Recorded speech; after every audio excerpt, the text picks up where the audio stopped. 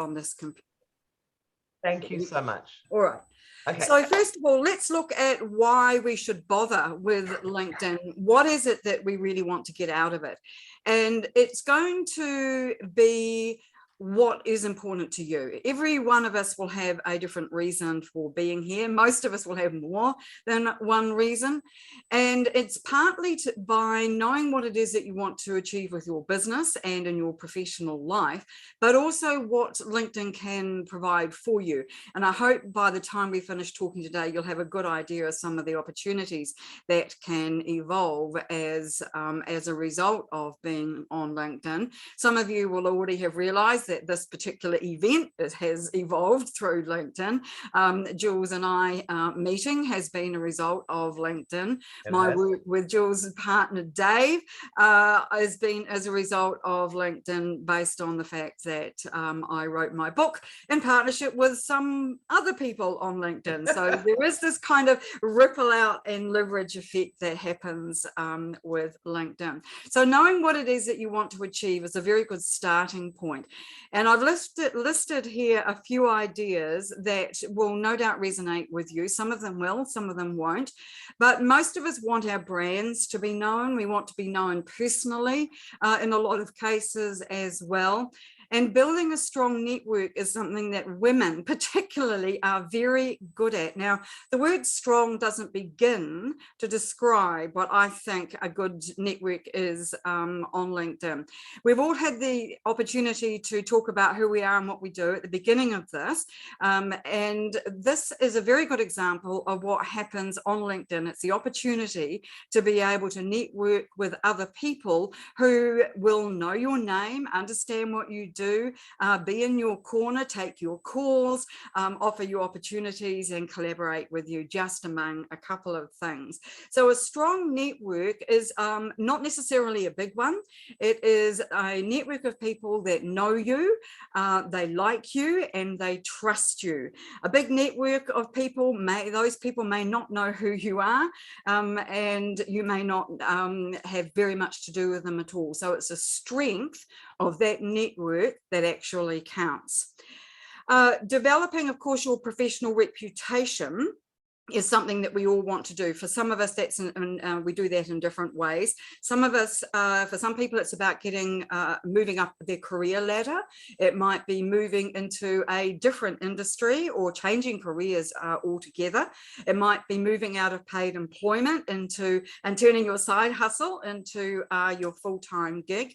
And it could be about being seen as an expert in your field, like a thought leader, that kind of thing. But for a lot of people, that's really important, even if it's not something that they would strictly say was right at the top of their list of priorities. Learning from others is one of the most important things that you can do. Important may be the wrong word. Is one of the key things, though, that you can achieve from LinkedIn. And for me, learning from my peers, from people who know more than me and can help me along my particular professional journey, has been critical to me being able to, as Jules says, wake up one morning and be ranked as the #1 LinkedIn voice in New Zealand. Believe me, it was a surprise to me. So learning from others happens a lot on LinkedIn, and there are lots of opportunities to do that. And I think that that's a really important aspect, because I believe that professional development as well as personal development is very important. And so education is a strong factor in what happens on LinkedIn. And of course, at the end of the day, aren't we all here to drive revenue? So no more about that for now. What's next? All right, the next one is, I must be able to turn this on. Here we go, 4 strategies. I want to mention these right at the top, even though I'm going to be talking in more detail about some other areas of LinkedIn that are important. These 4 strategies will underpin your success on LinkedIn. And if you do these consistently, regularly, and well, then you will find that the objectives that you've set for your being on LinkedIn will actually be met. So the first of those is connecting, and some of you mentioned in the intro that you have a good network of connections. Some of you obviously still wanting to reach out to people. You should always want to reach out to people, because you can never have too many, you can never be too rich, too thin, or have too many connections, in my view. And the more people who know you and like you and trust you, the more business opportunities you are going to have. Now, connecting with people is a bit of an art. You want to make sure that you do it in the right way, and I'll talk a bit more about this a little later on, because it's a bit like being in a networking group like this, online or in person. You don't show up and just hand your business card to people and say, please do business with me. There is a bit of a process that goes on before people will actually trust you enough to want to work with you. So connecting is really important. Publishing, of course, is something that a lot of people do. Jules has already talked about that, and many of you are already doing this. Publishing and posting on LinkedIn is one of the great strategies that you can use for getting ahead on LinkedIn. It's great for enhancing visibility and credibility. Engagement is where you reach out to other people, and you can do this in a couple of ways. One of them is to engage on people's content. So when other people put up content that you have an opinion on, or you think you can add value to, that is one form of engagement. So that's engaging in the news feed and in the posts on the news feed. And some people, that's all they do on LinkedIn, is they use engagement as their sole strategy. And if that's done well, that can be very effective indeed. But engagement can also mean messaging people, and I've put this in as a separate thing, as a direct messaging note here, because direct messaging through the messaging forum that LinkedIn offers is a way to reach out to people on a one-to-one basis. Now, most people still manage their own LinkedIn. There are some people, CEOs, high-level people, who of course don't. They have managers for all their social media, including their LinkedIn. But by and large, you can reach out directly to the person that you want to begin a conversation with, at whatever level they might happen to be in an organization. Well, I don't know about you, but sending cold emails or cold calls to those people is a lot more difficult.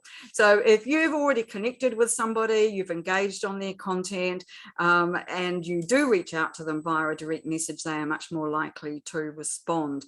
So I'm a great fan of direct messaging. Underneath or underpinning anything you do on LinkedIn is your personal profile, and this is how you build your personal brand. LinkedIn has a great habit of continually changing what it makes available in terms of your personal profile.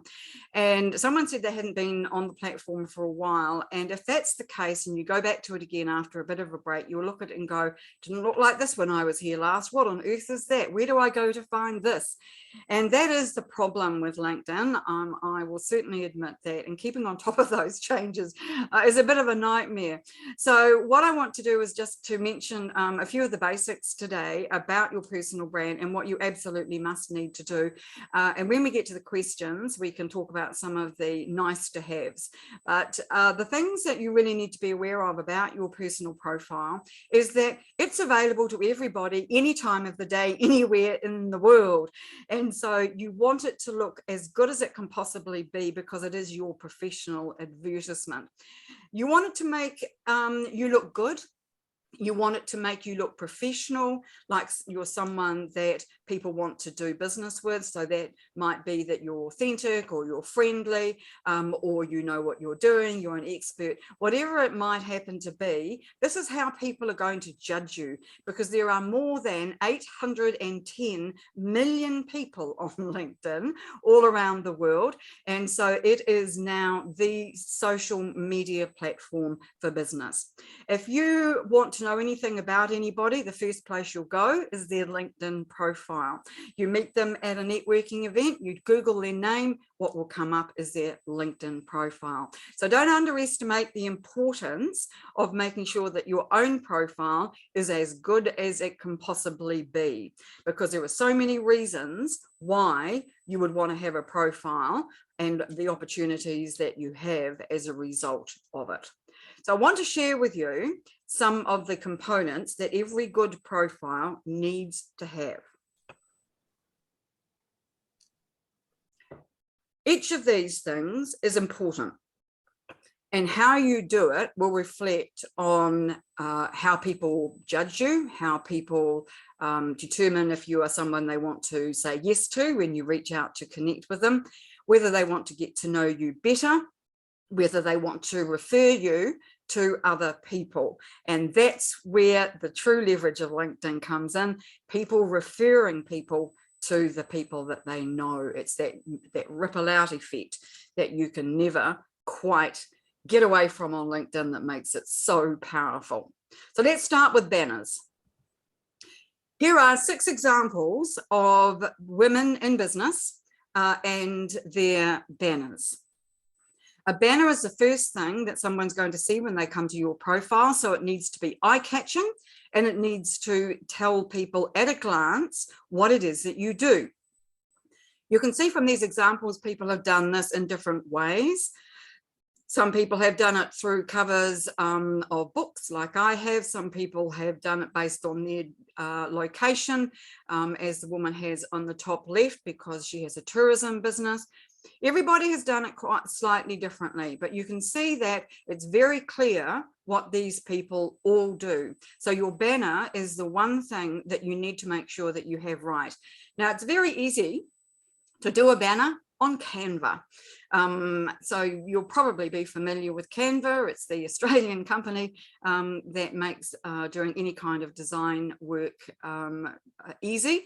I personally prefer to have a designer do the banners because I think they look a lot better than anything you can generally do yourself. So if you're a designer, then having a really good banner is a really good way to showcase what it is that you do and your skills.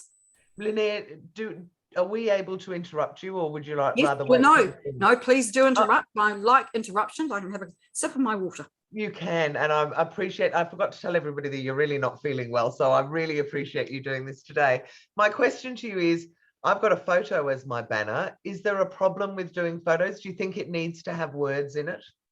I looked at your banner, Jules, and decided that I wouldn't include it in these ones because there are no words in it. Yeah, so you do think it should have words in it? I do. I would want to. The only inference, if I didn't know you, all I could work out from your banner was that you speak in public. Yes. I couldn't tell what you speak about. Okay. And what kind of speaking you do, whether, you know, it's big groups or whatever it might happen to be. So it's really important, I think, that people know what it is that you do from your banner. And that's not always the case. I think that sometimes it's a little bit more difficult to work out what it is in terms of these examples. But in your case, I think that there would be a good reason to be able to make it clear that you've got your podcast and that you are a PR trainer. That's right, isn't it? That's exactly what you do, is you help people with their... Yeah, well, my problem is that I do 2 things, and so I didn't know what to do, so I've just whacked that up there. Okay, do both. I mean, I do lots of things too, but there's no reason why you can't put more than one thing on your banner. And a lot of people who are on this call today will be doing more than one thing, and so it's a good opportunity to be able to say in a nutshell what it is that you do through the words generally. Yeah, okay, great. So don't be afraid of being able to put up more than one thing, that you do more than one thing, and I'll explain more about that when we get to the experience section. So next time you and I talk, Jules, I'd love to see your new banner. I actually have had written ones before that I took down, so I'll think about what I'm going to put and put it back up again. Anyway, I'll be quiet. Keep going. Your profile photo is hugely important. So I've just shown you 2 big examples here. One on the left, the lady is in professional clothes, big smile on her face, looks friendly, looks welcoming, and you would easily want to have a chat with her or talk with her. There's nothing off-putting about her, brightly coloured and nice and close up to the camera.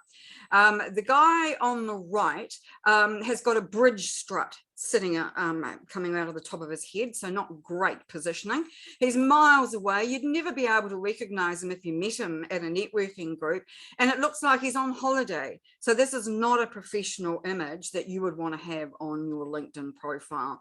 So your professional image will follow you everywhere on LinkedIn. Anywhere and everywhere that you go, your image is going to be there. So make sure it's powerful and it's a professional one, and it makes you look really, really good.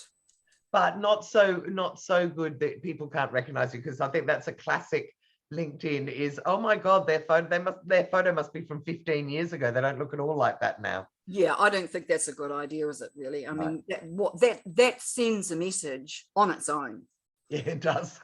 Good point. Embrace your age, that's what I say. Yep. I mean, that's what I've done. You know, I'm very clearly older person, got grey hair, and I haven't tried to hide that at all. This is a professional photo taken of me. That wasn't really to be part of this, but you would recognize me from that relatively easily. So again, I'm quite close, zoomed in on the image. What I wanted to show you about this though was the orange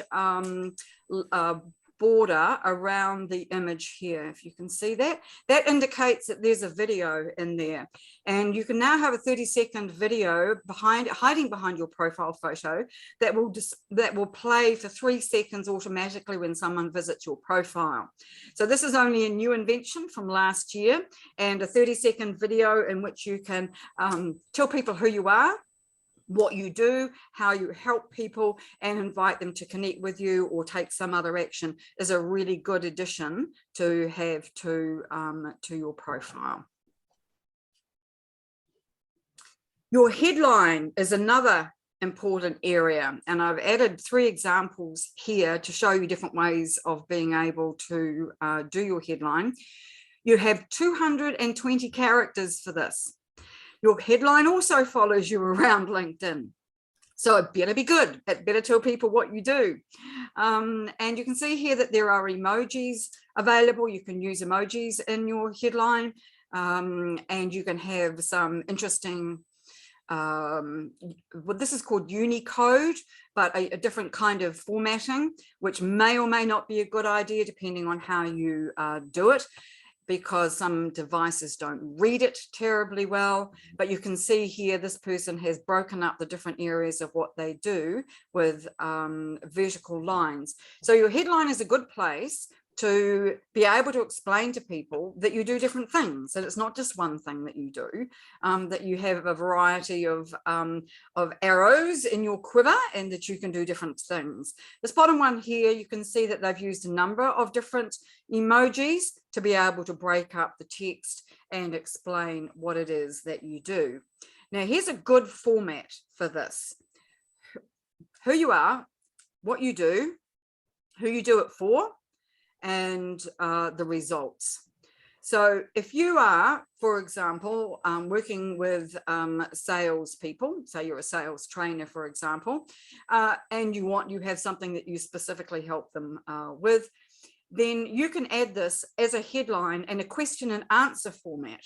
So you are reaching out to people via a question, and our other copywriter in the room will know how powerful questions are. And then you give an answer. And of course, the answer is that you can help. So you want to provide a solution. If you're presenting a problem, you want to provide a solution. So who you are, what you do, how you can help, and the results is a really good way to be able to get a headline across to people that explains everything about what you do in a nutshell. 220 characters is not very long, but the more work you put into this, the better results you are going to get. You don't have to stick with it. I often change mine depending on what's most important for me in any particular given week or month. And so feel free to do that, to play with it and see how it works for you. That's the one thing about LinkedIn I really love, or one of the many things. You can keep changing things until you're really happy with what you've got. The size of your network is important, but it is not as important as the people who are in it. You want people who are active on LinkedIn, who will see and comment on your posts, and who will hopefully respond to you when you invite them, when you engage on their content, that kind of thing. LinkedIn reduced the number of invites you can send last year down to, that's it, excuse me. This says 100 per month, and that's not right. That's 100 per day. Shows you where my head is at the moment. Sorry, that's not even right either. I promise I'll get it right this time. Third time lucky. You may invite 100 people per week to follow you or to connect with you on LinkedIn. Now, the per month one is actually for company pages. So let me just make sure that I absolutely got this correct and not confused everybody. It is 100 connection invites per week. You want to follow up with your connection invites once they've said yes, and people will say yes to you if you personalize your invite. So sometimes there's a bit of a step involved, and you have to click a couple of buttons, because if they've got their follow button showing instead of the connect button, you have to take some extra steps to be able to connect. So it becomes a bit more complicated. So if you're going to make the effort to connect with people, make sure you connect with people that you know you're going to get value out of, or that you want to have in your network. And one of the ways you can think about this is, how many people do they have in their network? Do they have a big network of people? Because if you're connected to them, then you're automatically in their network. If somebody's got 20,000 followers, then that's a network you probably want to be in. If somebody has 200 followers, probably less so, because any efforts that you make with your content aren't going to be seen as widely. So do make that one of the parameters that you consider when deciding who to connect with. People will decide whether to connect with you based on your profile. So that's one of the reasons why we are talking so much about the profile now, because that's so important in terms of people saying yes. If you come across well and professionally, they are more likely to say yes to you, and they're even more likely to say yes when you say, dear Lynnaire, I've seen you on LinkedIn, I love your stuff, let's connect, or a version thereof. Right. Oh, so your the last point here that I should emphasize is that the size of your network is shown on your profile. So if you have only a small network, be aware that people are seeing that it's only small. Just while you're having a quick sip there, Lynnaire, Dahlia was asking, it's probably now is probably a good time to ask you, what is the difference between somebody who's following or asking to follow or connect? All right.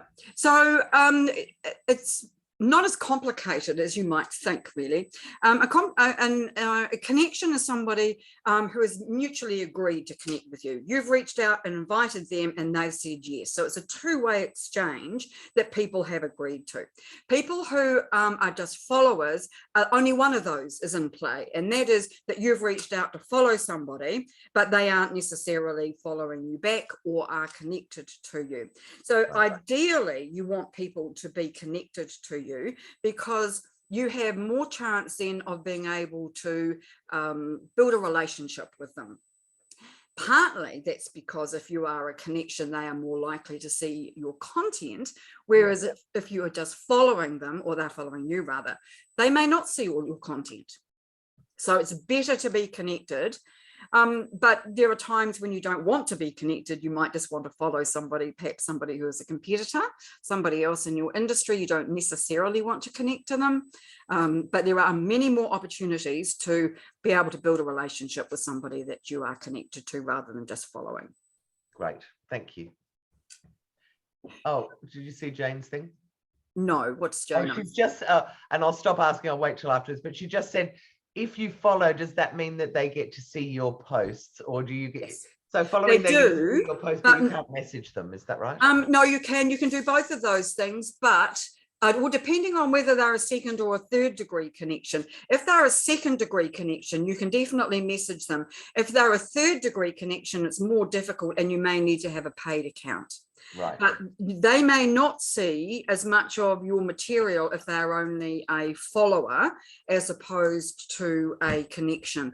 And it would probably mean that somebody else who is a connection has commented on it, and then it will come up in their newsfeed. All right. Thank you. All right. What's next? Activity. Oh, my favorite. Right. Publishing content on LinkedIn is an excellent way to become visible. It's a long game. Don't expect that you're suddenly going to have a viral post and everybody's going to come rushing to your door, because unfortunately that doesn't happen. It is a plan of patience and of strategy and of longevity. So by that I mean posting on a regular basis content that is useful and that people want to read over a longer period of time, and at a minimum of 3 months, is going to get you results. If you post just once a week about nothing that's related to business or what you do, then you won't get the results that you would like. You won't get the engagement on your posts, and you won't build the relationships with people that you would like to. So posting regularly is hugely important. There are lots of different ways to post, and let me just run through them quickly with you so that those of you who are newer to LinkedIn are aware of it. You can have a post that is called a text only post, which is, as is on the tin, just text only. You can have an image post. So usually that's a photo of some kind along with text. You can have a video post, so video and text. You can have a document, usually a PowerPoint presentation or something done in Word or Canva, and again, usually with text. And you can have a poll, which is asking a series of questions, and finally an article, which is for long form content. I'm a great fan of articles. They build up into a great library of quality work, and if you are looking to be a thought leader or seen as an expert in your field, then articles are a good way to go. Now, somebody mentioned at the beginning that they do blogs twice a week. And could they be repurposed for LinkedIn? The short answer and the long answer is actually yes. And you do need to make some changes, of course, so that the SEO factors are a wee bit different, because LinkedIn and Google don't like the same content appearing in the same place, in different places. They like things to be a wee bit different. So that could be changing your headline and the first couple of paragraphs, for example, and then leaving the rest of it. Another way to repurpose content is to have a long blog post on your website, say, or wherever you put them, and then break it up into smaller sections and post those as individual posts on LinkedIn, again with something that's a little bit different from the main blog post. So I'm a great believer in repurposing content, and so yes, if you are already publishing content elsewhere, do repurpose it for LinkedIn, but do bear in mind that LinkedIn is a different kind of a platform. It needs to be professional, it needs to be business oriented, and it needs to conform with best practice. And so that's not a wall of tags and not a wall of hashtags. People want to see useful content that they can learn from. You might remember at the beginning I said one of the great advantages of LinkedIn is that in fact you can learn from other people. So you want people to learn from you, so give them really good content that they can use or can learn from well. The success or otherwise of your posts and articles will depend a lot on engagement. And so the first couple of hours of your post, its lifespan, are the most important. So what you want to do is to encourage people to make a comment on your post. So that's a good way to do that, is asking a question. Or you may do that by sending your post to one or two people that you know and asking them to put up a comment. Some people do that in a more formal arrangement, which LinkedIn discourages. It's called a pod. But if you have people who are what we would call business friends, then you can do this on a reciprocal manner. I think it's important to note that what I would call metrics that really aren't important, so vanity metrics, say, are things like how many people have viewed your post. Now, a view on LinkedIn does not actually mean that somebody has seen and read your post. It just means that that's the number of news feeds that LinkedIn has put your post into. The exception to that is articles and videos. They are both measured in a slightly different way and are more real in terms of how many people have actually seen it. So a better metric to measure, if you like to measure these things, is the engagement on your posts.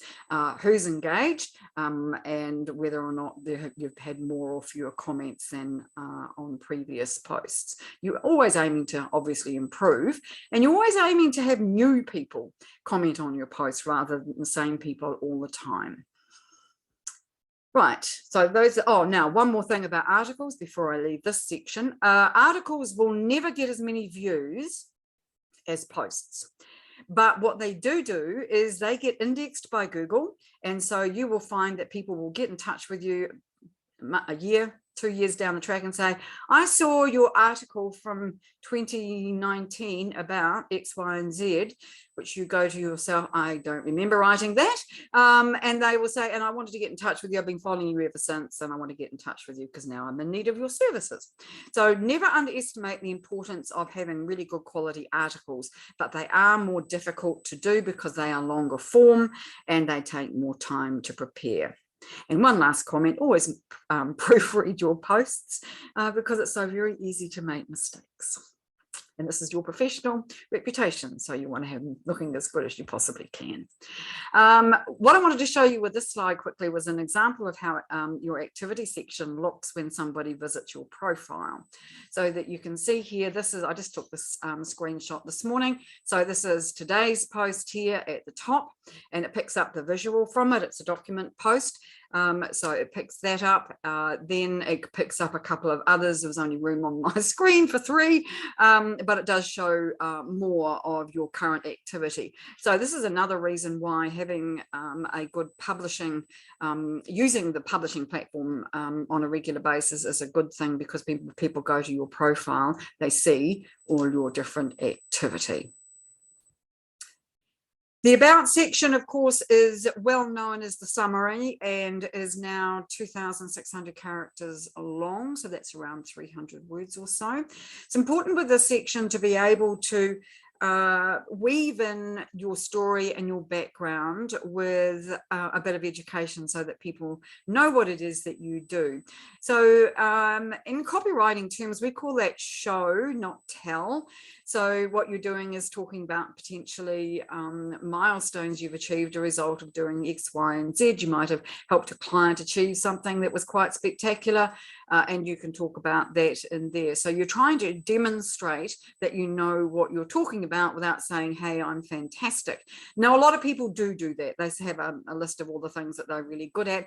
And I don't see a problem with that, but I do think that if you were to focus on your clients and your customers and talk about them or what their problem is and the problem that they have that you solve, then you are going to resonate more with them than if you just stand up and say, hey, I'm fantastic and I can do X, Y, and Z, call me now.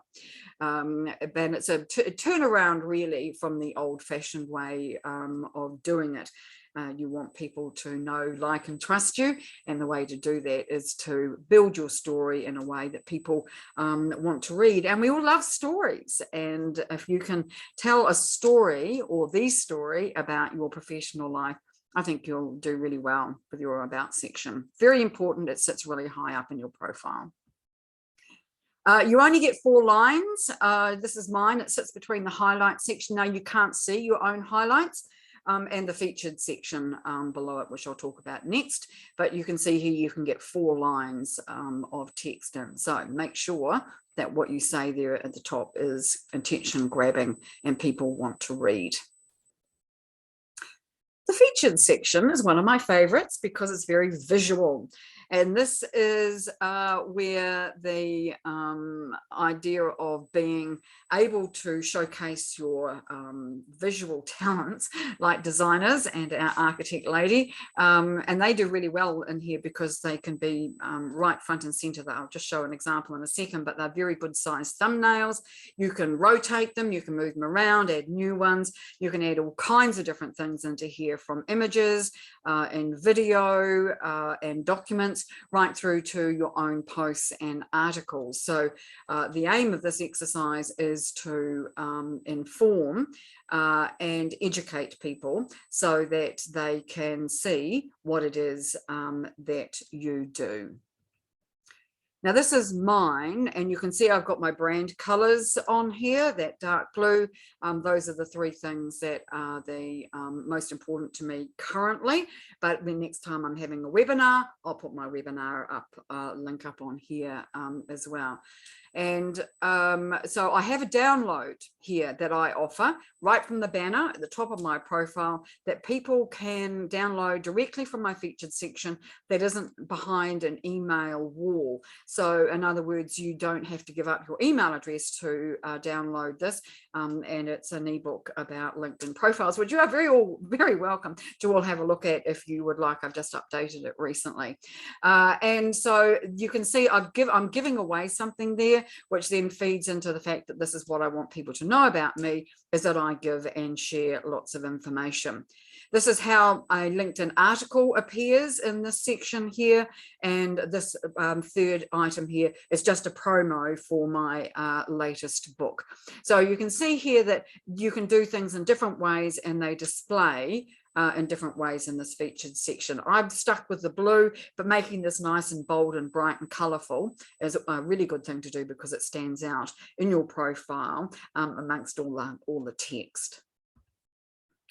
The experience section is one that a lot of people are still doing in an old-fashioned way, and that is by making it look like their CV or their resume. When LinkedIn first started, that's what this was all about. You just put up your resume on LinkedIn, left it, and many of us fell into that trap, not realizing that LinkedIn has moved on from there and it's not about this anymore. LinkedIn is more about your entire professional experience, not just your jobs. And this is very clear in this particular section, where I'm now advocating that people don't necessarily just list their jobs. They make it clear what it is that they do to help. If they're in a service business, listing the different services that they offer and putting in lots of material about that, including media, is a really good idea, so people can scan your profile and look at the different things that you offer. If you are, we're all business founders, so that's probably a really good way for us to do that. Sometimes doing it by skills is another way to do it. So for example, it might be that you want to be doing more governance roles, then you could have governance as a separate section in your experience and add in the different organizations that you are or have been on the board of, so that people can see the different things that you do. Again, you can get a good amount of material in here, 2,000 characters for each one of these sections, and there's no limit to the number of experience sections that you can have. I like the idea of including nice things that people have said about me, and showing people that you can help them. And one of the sections I have on my profile, which is a bit odd potentially, but I do want to mention it, is that I have in there that I'm a podcast guest. And I, as a way of giving back to my podcast hosts, I have a list of all the podcasts that I have been on and a link to the episode in my profile, so that when people go there, that they can see what the podcasts are. They can go to the episode, and the person who's the host gets the credit for that. Now, very shortly, or not, no, that's not quite right. LinkedIn is now making links and profiles live. being the operative word. If you have an iPhone and you look at your LinkedIn on your iPhone, you will see that the links on your profile are live already. The rest of us have to wait. So, but what it's going to mean is that any links you have in your profile anywhere, people can just click on them. At the moment, you can't do that. So that's another reason why having links in your experience section, including, say, for example, in my podcast area, is a good idea, because if you have a Calendly link, for example, then you can put that in and people can go direct to that. If you've got a website page that relates to this particular service that you're offering, add in a link to that.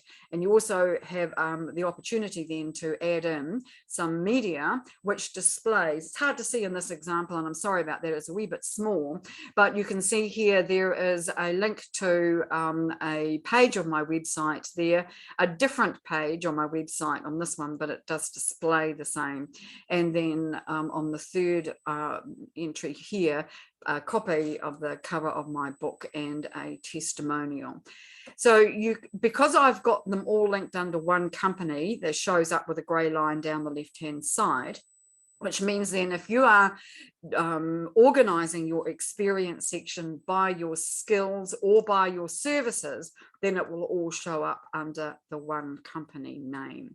So that's a wee bit of a different way to think about experience, and takes a bit of a mindset to work through. I can tell you that underneath all this on my profile, I have got some previous jobs that I've got listed, not all of them clearly, because nobody ever gets to the bottom of my profile if I put in all my jobs, previous jobs. I just have in my experience section the ones that relate to what I do now, because that's what I want to be known for. Other things that I'm doing currently, not necessarily what I have done in the past, which is great if you're reinventing yourself for some reason, you're moving in a different direction. That gives you an opportunity to be able to write what it is that's most important to you now.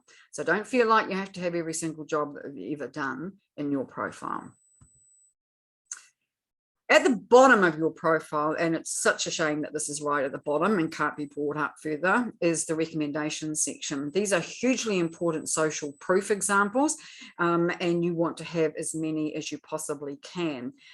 People of a certain age need to have a lot more because they've been around a lot more, and of course should have a lot more, many more examples of people being able to recommend us for what it is that we do, and not necessarily just what we're currently doing, but perhaps what we've done in the past as well. So you can get many more recommendations for your profile if you write recommendations for other people. The law of reciprocity seems to apply when it comes to recommendations. So if you've done work with somebody who's also done work for you, write them a recommendation and they will be much more likely to write one for you. And I think that's a really good way to do that, because I'm a great believer that LinkedIn is all about giving value, and if you can reach out to other people and recommend them, then that shows you as a good LinkedIn citizen. Now, when LinkedIn changed the way that profiles looked in November last year, which you may or may not yet have because they're still rolling this out, 3 of them became visible on our profiles. Previously, there were only 2. And you can see it also mentions at the bottom how many recommendations have been received, but you want to have as many as you can possibly get. So my suggestion is, if you don't have many recommendations, is start now, because people will look at this and make judgments on you on this basis. The problem with the recommendation section is that you cannot reorder it. If somebody's written you a very poor recommendation most recently, then you have only two options. One is to live with it, and the other is to not display it at all, because you can't change which ones show. The most recent ones show first. Bit of a shame, it must be said. I'm a great fan of company pages on LinkedIn. In fact, so much of a fan of them. I wrote a book about them last year with Michelle Raymond from Sydney, who was a company pages specialist. And LinkedIn company pages have had a bad rep over the years. People think that you don't get much value out of them. Now, I don't agree with this, and I think that all of us who have our own businesses need to have a company page. And I think even if you just have it and don't necessarily do a lot with it, it's better than having none at all. There are many reasons why having a company page is a good idea, and Michelle and I came up with 27 of them. But really, it is all about your company branding. If someone goes to LinkedIn and searches for your company, what can they find? Can they find only your profile, or can they find a well-written company page that explains who you are, what you do, how you help, and the results that people will get? So having a company page is really important if you want people to be able to talk about your brand, get to know you, and what it is that you do. One reason that company pages are becoming more and more important is because this is where advertising is done. If you want to advertise on LinkedIn, and someone has already mentioned this, then you want to make sure that you have got a good company page with a good number of followers, so that when you do advertise from that page, people will know that clearly people want to follow it, you're well organized, and that you have got a good following. You can invite 100 people a month to your company page, and for everybody who says yes, who does follow it, then you will get that as a credit back, and then can invite someone else. So it's quite easy to increase follower numbers. You can only invite connections to follow your page, however. So if you use your company page well, it works really well. And so let me show you a few ways how that displays in a visual way. Again, you have a banner at the top, and so in that you want to say who you are and what it is you do, or your latest promotion. You have an opportunity to put your logo in there as well. And of course, that follows your page around LinkedIn, just like your profile photo does too. You have an about section, which is where you explain what it is that you do and who you help, etc. And you can see here a whole range of different headings. These are tabs that people who visit your page can go to. So the about section there is the same as this section here. The post, this is what you publish on your page, and you can publish exactly the same content, not exactly the same content, but the same format content on your page as you can from your profile. Any jobs that you have going, the people that you are working for your company, events you hold, that's important, and any videos. Now, it's interesting that videos have their own tab, because you would expect that to be under posts, which it is, but it's also separate. So you can see having a company page visually is quite important, and the number of followers you have displays in here as well. Right underneath the about section are those videos that have their own tab, and then your posts. So if you have posts on your page, then people will see these here when they visit your page. You will look like you're active on LinkedIn and that you are taking LinkedIn seriously.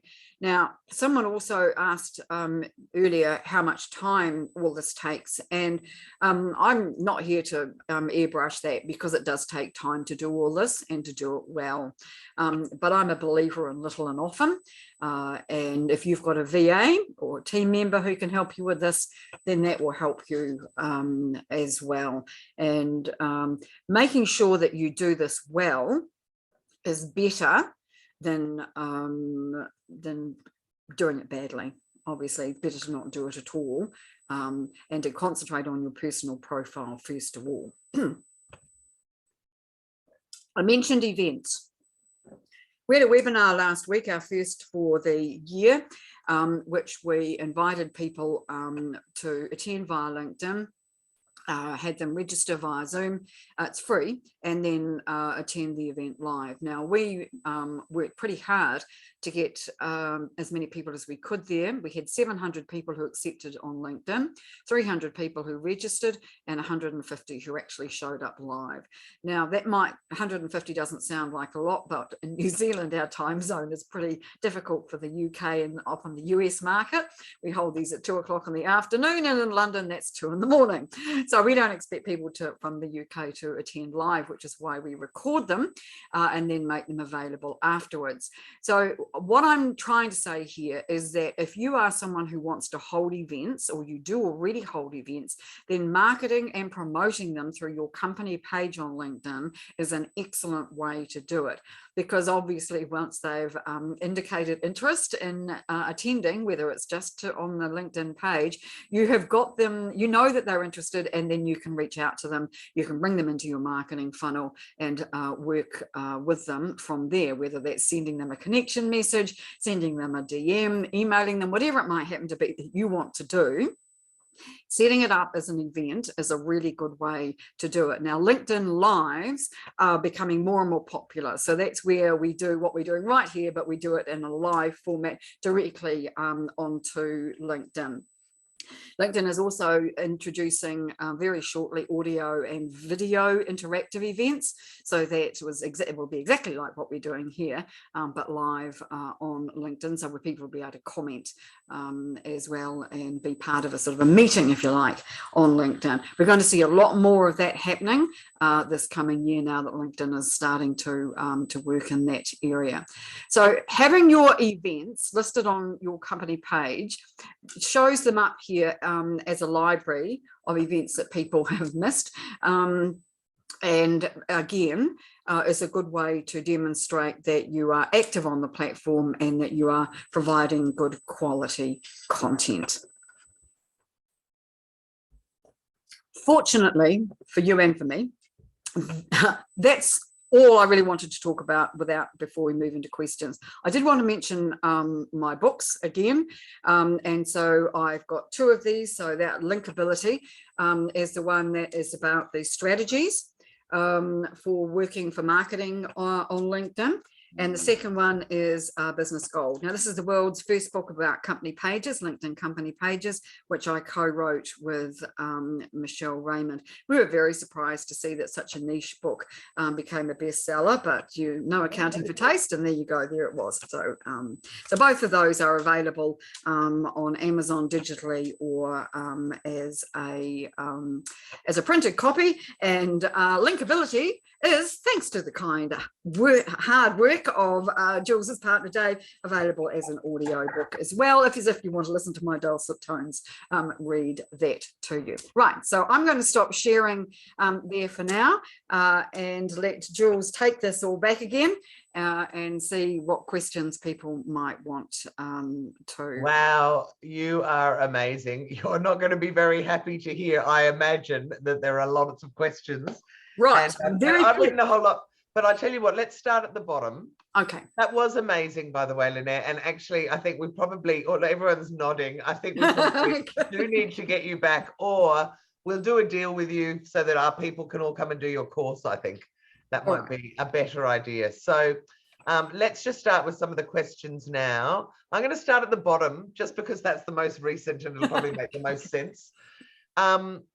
So Antonia said she can't see where to add events on her company page. And I have to say, while you were talking, I was going into mine and I couldn't see it either. It's quite difficult. It's on the right-hand side. It's halfway down and it's under a tab called events. It's not very easy to see, and I'm sorry to make that so difficult, but it sits underneath your invite connections area. And now, if you can't find it, go to the admin tools, which is at the top right, and there should be in that drop-down menu, there should be an add event or events tab for you in there. Oh, brilliant. Look at this. Is LinkedIn Live an alternative to a Zoom webinar? Asked Tess. Yes. Yes.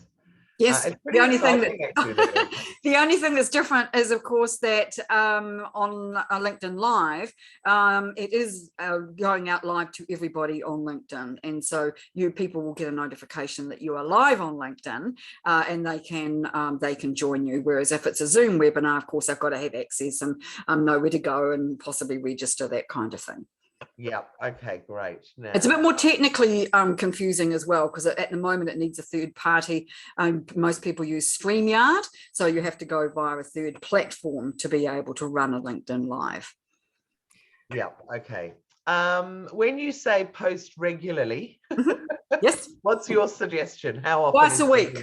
Twice a week, at a minimum of twice a week. Yeah. I often do more than that. Weekends aren't a particularly great time. Having said that, I did a really good post on Sunday that seemed to resonate quite nicely. But at least twice a week, because you want to be coming up in people's news feeds on a regular basis. Yeah. And doing that tells the algorithm that you're serious about this and that they need to pay attention and be sending your stuff to people's news feeds. Brilliant. Where do you, we've got that. Michelle couldn't find the activity feed and then can find it. Where is the featured section? I think you probably know that now. Michelle, do you? It's underneath your description or something. Underneath your about section. Your about section. If you haven't got a featured can't find it. If you haven't got a featured section on your profile, you'll need to go to the top where it says add section to your profile and then choose from there. Oh, I thought I had a look. Anyway, I'll have another look. Thank you. Okay. So would Pete? So this is from Dahlia. So people follow a company as opposed to a personal profile. Is it beneficial to for people to see that you're following lots of companies? That's a great question. It is a great question. They can see, can they? And I'm not sure that that I know the answer to that. Nobody's ever asked me that one before. I don't think anybody can see what who. No, I don't think they can either. I don't think they can. I follow lots of companies because I want people to follow me. So I do that because I don't see any downside to it. And I want to show willing. I want people to think that I'm a caring, kind person, whether or not that's true. And to follow company pages if somebody's asked me to. So I would certainly do that. I tell you what I don't do necessarily, and because this is something that I didn't talk about, was newsletters, which just arrived last year, late in the piece. I don't follow a lot of newsletters. I follow the newsletters that are about the topic that I want to learn about, which is LinkedIn. And so if you are putting together a newsletter, which works as the same as an article, it's in the same sort of format. The first time you send it out, it gets sent to every connection that you have. And they get an opportunity to either subscribe or not. Right. And if they don't say yes, then they may or may not see any other places where it is, except that you can now add it to your featured section so that it comes up there as a newsletter and people can subscribe from there. Now, I'll tell you the reason I didn't do it for my personal profile is because they are coming to company pages. And I want to have a newsletter that's branded with my company rather than me personally. And I just don't have the bandwidth to do 2 different newsletters. It's going to be tough enough to do one. And so I wanted it to be from my company page. That's the first reason. Hang on, can I just ask, does that mean you can't do newsletters from a company page? Only personal? Yet. Okay. Only it's on its way, but you can't do them yet. Right. And the other reason was that because so many people were sending out newsletter requests, and I didn't want to get bowled over in the rush. I would rather do something that fewer people are going to do and do it well and stand out. And so I will be waiting. I'll be first on the list though when the newsletters come to company pages. That's going to be my first job. Make sure I've got something organised for that. Great. Now I've just got a couple. I think I've gone through all the questions. If anyone hasn't had a question asked that wanted one asked, put your hand up and let me know. I've got a few just from comments people. Oh, Kristen, yours is right next. I was just going to go. Kristen wants to know, but you go for it. And then Dahlia, do yours after. Oh, Kristen, you no sound. Do you know when the opportunity to put newsletters into the company pages will be available? No, LinkedIn very rarely tells you in advance. The only way you'll know is if somebody else tells you that it's there, or you go to do an article on your company page and it says, would you like to make this a newsletter? That's the problem with LinkedIn and any new feature. All of a sudden you wake up one morning and there it is and you go, well, that wasn't there yesterday. What does it mean? And partly that's because they roll these things out at different times.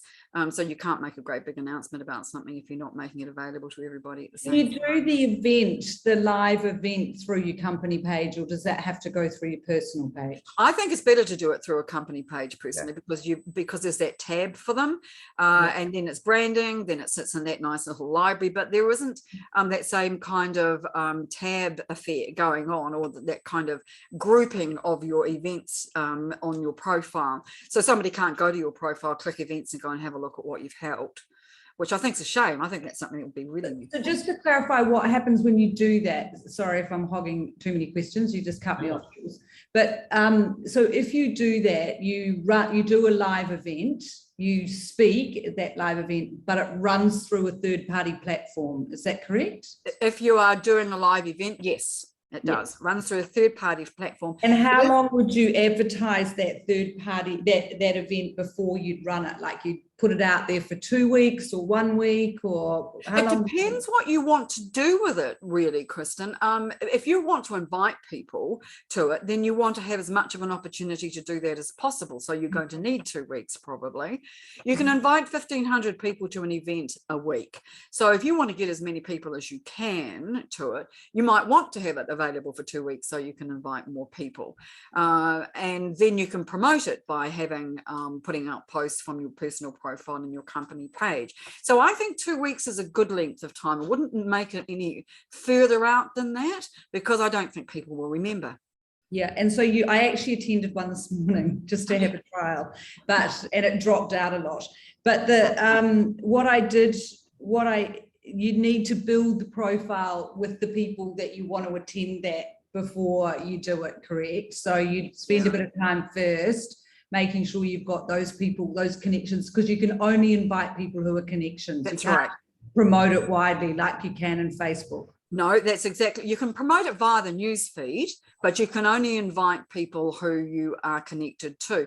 Now, with this one I told you about last week, we found that a lot of people who were not connected to me said accepted an invite to come, or they didn't receive an invite, that somebody else must have had it on their profile, they spotted it and they said, I'm going to go to that, and they clicked the accept, or they went to the page, because an event has its own URL, its own page, which I think is a lovely idea, which means then that you can get a much wider spread. Now, the reason that was so important to us is that we're constantly wanting to reach new people, and I think most people on LinkedIn do. And so if you can get people who are not connected to you to agree to come to an event, then that gives you an opportunity to market to them, to talk to them, to connect with them, to get them to follow you. Just one last question about that. What do you think about them advertising your event through paid advertising in LinkedIn, or do you think organic is better? I have yet to meet anybody who has told me that they have paid for advertising on LinkedIn and got a reasonable ROI. Okay. So there you go. I think, Antonia, I don't know whether you wanted to ask anything more about advertising, but I feel that Lynnaire has pretty much told us that it's not probably worth the money that it is to do it. If I've got just a couple more questions. One, I'm really interested to know now, on Facebook and Instagram and everything, loads of people use, say, Buffer or Hootsuite or whatever to automate their posts. And I absolutely hate it that LinkedIn doesn't allow you to schedule. So my question to you is there, so I know that on Facebook and everything, it pulls the reach right back if it's been automated. It knows and it says this has been posted by Buffer or whatever. Is LinkedIn the same? It is similar, and it does affect reach, but not hugely. Like it might be 10%, perhaps. Okay. I think it's something reasonably low. My main argument with scheduling a post is, well, they've got two. One is how it formats and whether it formats it properly, because I'm really fussy about how my posts look. I don't like reading big, long blocks of text. I like them to be all set out with lots of white space. And for everything to look nice when it's posted. So I have an argument that says that often that scheduling them doesn't do that, doesn't make a mess of your posts. And the second thing is that when you post, You want to be around. You want to be able to respond to people's questions, to their comments, and to engage on your post, because that's why you're doing it, right? So that people can start a debate, a conversation, or whatever it might happen to be. If you use a scheduler, then you're more likely to not be around. You might just post and forget. And we're all a bit guilty of that. We have busy lives, and I'm not suggesting for a moment that you post and then you sit there and wait for the comments to come, because that's ridiculous. But you need to kind of pop back in, after the first hour, after the second hour, after 4 hours, and then just respond to those comments. Because if people are making the effort to be active and to engage on your content, the least you can do is respond. It's just polite, isn't it? And it will help the reach of the post. So it's a double win, in my view. So look, I'm not a fan of scheduling, but I recognize that for some people it is the best way to go. Okay. And the only other thing that I was going to say, and it was just when you were saying about getting back and commenting or reacting, is when I get loads of comments, I will go through and put a love heart or a like or a whatever on each person. So maybe I do that in the first round. So I'll answer I'll do a couple of comments as answered. Then I do the reaction. And then when I've got time that evening, I might go back and make comments. Yes. Is that a good strategy? Is that a bad strategy? I think it's a great strategy, Jules, again, because we're busy people. We haven't got time to sit there and look at, go through every single one as they may or may not come up. So as long as you do it in the evening and don't forget, but it's something that you can do while you're sitting, I don't know, watching the latest Netflix wonder or whatever it might be. But it's easy enough to do, but don't leave it till the next day if you can avoid it. Do it the same day, because otherwise, and when you do respond, tag people in so that they know that you've responded. They'll get a notification about it, and then that they know that's then you again acknowledging the fact that they have taken the time, made the effort to do that for you. Fantastic. Well, has anybody else got any questions? Otherwise, I'm going to let poor old Lynnaire go. Yeah, I just have one about the membership, whether this free membership gives us access to all of this, or whether we have to become a pro member to access everything you've shown us here today. Are you asking me or Jules? Lynnaire. Okay. I haven't talked about my membership, so can I do that briefly, Jules? Yeah, of course you can. All right, let me just do that. We'll go back to this PowerPoint again, and let me just show you this. She said with great enthusiasm. We've got a question. People can't find it. So I don't know if you've got an Amazon link you could pop in the chat or send to me. I could probably. Okay, if you look under my name on Amazon, you should be able to find it. Try it that way. Let us know, Michelle. Let me just share a piece of advice when writing a book. Never put in the middle of it a piece of punctuation that A, has no name and can't be easily found in search engines. I didn't realize this. I would never have done it if I realized how difficult or how much problem it would have been. All right. That's a great insight. Thank you. Yeah, because I'm sure you're all going to rush off and write a book. Okay, so now I don't actually have a course as such, but what I do have is a member site, a Linkability members site. And so on the site, I've got what I call the 3 C's. So that's content, community, and coaching. So there are more than 100 articles, webinars, podcasts, you name it, all the kind of different content, things I write about on LinkedIn on that site, which is available 24/7. I also we do group coaching once a month on a particular aspect, and we have a Facebook and LinkedIn community through messaging where we each engage on each other's content and we put up things we find, or we just generally network with each other. So what I offer is a free week to have a look at it, see if you think it's something that you'd like to be a part of, and only after that first week, once you said yes, this is something you do want to do, would we expect you to start paying for it. We're only charging $20 a month, and you can get all of this content and basically me on tap. So that's where there's more information about it at that link at the bottom there, and you're welcome to have a look at that. And I'll come back to you, Carol, in just a second. One more thing, what I'd like to do today, Jules, and I didn't actually ask if it was okay to do this. What I'd like to do is for anybody who wants to to do this, if they go and have a look, just even if they only do it for free for the first week, I will send you a digital copy of the book. Yes. Whoa. Business Gold. Is that a good idea? Would people That like that, is- you think?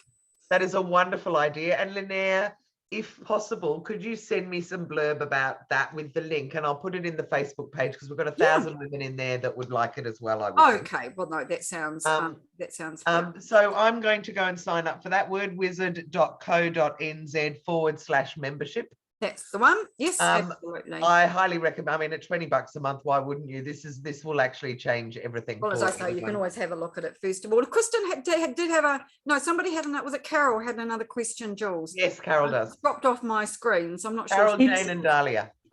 It's a quick one. It's a quick one. And I might have missed this. So if you've got multiple brands, so like I have Ms. Property and I have Carol Robertson Real Estate and so on and so forth, should you create a different page for each brand? Afraid so. Yes. Yeah, I just, yeah, it's, I was, if you can, yeah, Carol, cool. definitely put the branding on each one, you know, and even if you can't post from each one on a regular basis, just have some content in there so people can find it. Thank you. That's awesome. Brilliant. Jane, did you have a quick question? Yeah, mine is super quick as well. So, you know, I probably, like everyone else, keeps getting sent things from LinkedIn to join the next level up. Oh, yes. Of course. Of course, you know, I get it. I've never done it. I suppose, is there a short answer, pros and cons of whether it's worth it? Yeah, don't bother, Jane. Oh, thanks.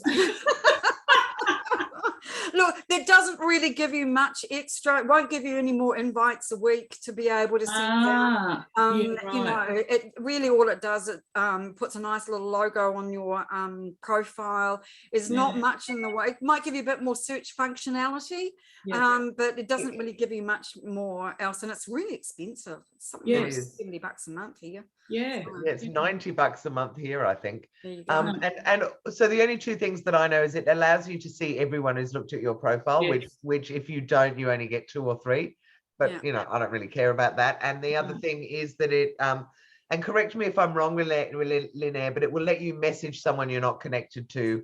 Yes, you can. It can do that. If it's free, you only get 3 a week or 3 a month or something. So you have to. So if you're really using LinkedIn hard, it's a good idea to have it. But for most of us, I went several months last year without it to see if I could manage without it, and was absolutely fine.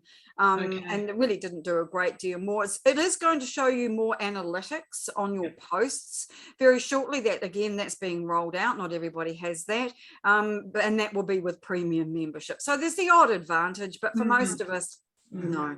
Thank you so much. That's lovely. Welcome, Jane.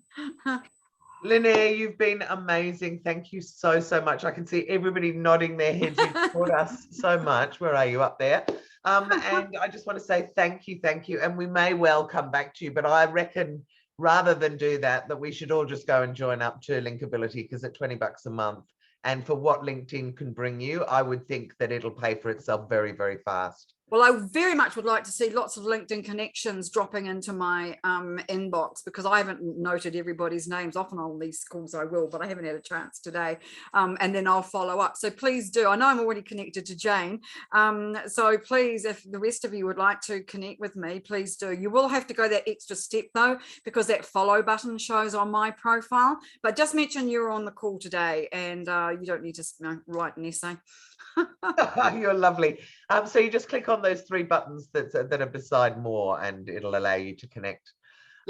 Hope everyone has a great week. Lynnaire, what a wonderful way to start the year with the learning table. Thank you so much, particularly when you're not feeling so great. So I hope you can go and have a bit of a relax now. I can indeed. So thank you very much indeed, ladies, for coming along today. And I hope that those of you who weren't terribly keen on LinkedIn will go away and think about it a bit more, because it really does provide all kinds of amazing opportunities. You will really be astonished once you get into it. And one last thing, Lynnaire, I know there's 5-10 years ago was that there were 500 million people using it and only 2% posting. I think that stat's gone up, but it's not a lot, I don't think. It's not a lot. It's very easy to stand out on LinkedIn. And if your quality of content is good, then it's even easier. So if you're doing quality content on a regular basis, you really are going to get the kind of results that you want. It's just that consistency. Just don't expect it to happen overnight. That's my major advice. It's a bit of a long game.